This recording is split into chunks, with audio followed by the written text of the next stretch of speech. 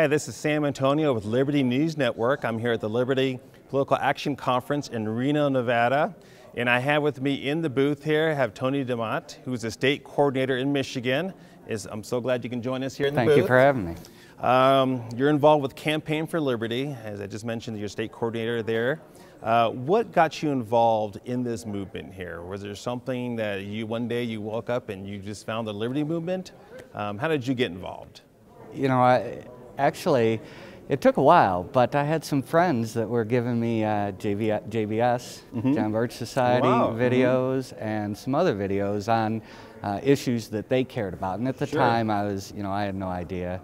And so I started watching them, and then I got involved in the Ron Paul campaign.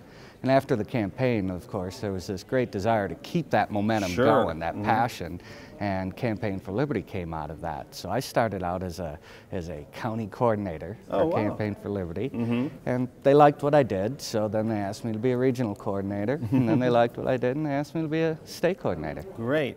Now, what other things have you done for Campaign for Liberty? You talked about the different positions that you've held there. What things have you done, meetings, speeches, rallies? What is it, if someone wants to get involved with Campaign for Liberty, especially on a local level, what can they expect? Well, we have chapters all over the state. We have chapters in many of our counties, and we even have local chapters. We really encourage local activism. So we encourage people to get involved with their city councils, their county commissions, their local parties, and things like that. So that would probably be the first experience of somebody new to Campaign for Liberty, would be getting them acclimated to the political climate in their hometown. From that, we encourage grassroots activism on issues mostly. We stay away from campaigns, so we don't endorse or tell people not to vote for candidates. So it's a lot of issues, and so what we do is, when the legislator's getting ready to tax us more, or the legislator's getting ready to take our liberties away, well, we raise a big stink about it. And we raise it statewide, and that message spreads out, and it spreads out quickly. It spreads out through the Tea Parties, it spreads out through the GOP, because our people are so active in the party that, it just spreads out there, and legislators fear us. If they're about to take our liberties away, they're trying to find a way to get around us. Now, you're in Michigan, I'm right now in Wisconsin, so we're neighbors. One issue that has exploded on the national scene, especially in Wisconsin, was when newly elected Governor Scott Walker was trying to ask for concessions from the unions, because he realized that the state budget was disastrous. He needed to get it under control, and he opened up a whole firestorm there. Now, most of those issues have been resolved, but they're still fighting that battle there. We're in the area of, we're looking at Indiana, Wisconsin, Illinois, Michigan, where it's heavy union states. Now, you've done some stuff with the right to work. What kind of things have you done in regards to that? Well, first of all, let me say that I come out of a union family. My whole family were union workers, and we're not opposed to the unions. We're just looking to give people that choice. It's really all about the freedom of association. So we've worked with a lot of other groups, and we're organizing grassroots groups across the state to, once again, put pressure on their legislators in order to get them to co-sponsor and to commit to a full statewide right-to-work bill in Michigan, public and private. And this is happening in Michigan, the home of the unions. So it's very exciting. That is very exciting, and you make a great point there, is that in regards to unions, this is, when you say right to work, it is about a freedom of association, and also for taxpayers' rights, because when you do have a state that's heavily union, one segment of society that doesn't have a voice when it comes to the bargaining table is the taxpayers. And so I'm assuming that's what you want. You want everyone to have an equal voice when it comes to this, but I guess the bigger issue is that you want freedom of association there. Yeah, well, the Supreme Court, I believe it was in a case with the ACLU versus Alabama, basically detailed that the freedom of association is adjunct to the free speech. And without the freedom of association, you don't have free speech. And so that's pretty counter to our way of life and our beliefs. So we just feel that folks should have the choice to join a union or not. And unions have treated my family very well. And if unions provide a good product, then nobody's going to leave them. You know, collective bargaining to get higher wages, and you get good representation. Who wouldn't want that? But if the union is not representing you well, or you feel that you could do better, you know, arguing your own contract or going out on your own, then you should have that choice. Sure.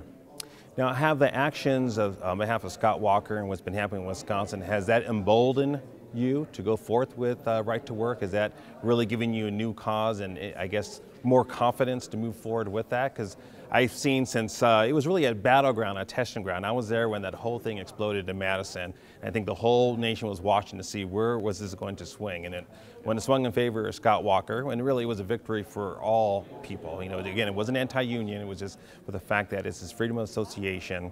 But I think it did embolden a lot of governors and other people from across the states. Have you seen that in Michigan? Absolutely. I'll tell you that civil libertarians, Campaign for Liberty, conservatives, a lot of these folks had their eyes glued to that situation, and we couldn't take our eyes off it. You know, the federal government, the Wagner Act, it prevents or it allows for states to opt into a system that gives choice. Yes. And that's really the only flexibility it gives. So when we saw, you know, in Wisconsin, and we saw these kind of things going on, and people finally standing up and saying, you know, we need this choice, workers deserve to have this choice, yes, and they deserve to be able to decide for themselves what's best for them. That's true. So it was very emboldening for us, I'll tell you that. Well, one reason Liberty News Network is here is that we want to interview all the participants at this conference because we know everyone here is an activist. They're doing things in their local communities or counties to make a difference. We're not merely spectators just to listen to these great speakers here. We're here to learn and also hopefully mentor other people. I was talking to you earlier and you mentioned your background is that you are a veteran of the United States Navy. I'm from San Diego, California, Navy town, came from a Navy family. And I'm very interested in people's backgrounds because we have the old people here, we have people who are young, we have people from different backgrounds who are academics, people who serve in the military. How has serving in the military affected your outlook? Because obviously it is a different, it's not just a job, it really is a whole different culture that you come from. And my dad being in the Navy and being a son of whose father was in the Navy, I mean, you have to follow what the Navy wants of that respective person. But how has that affected your outlook serving in the United States Navy?